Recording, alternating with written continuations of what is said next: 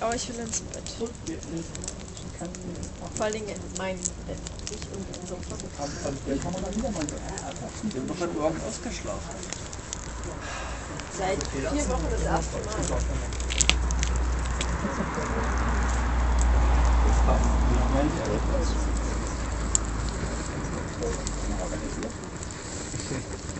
Andere Kategorie.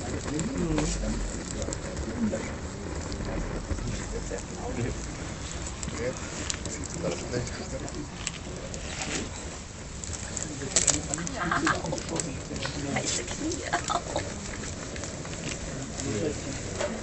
Ich schmilzt der Stuhl unterm Arsch. Oder die Sohlen.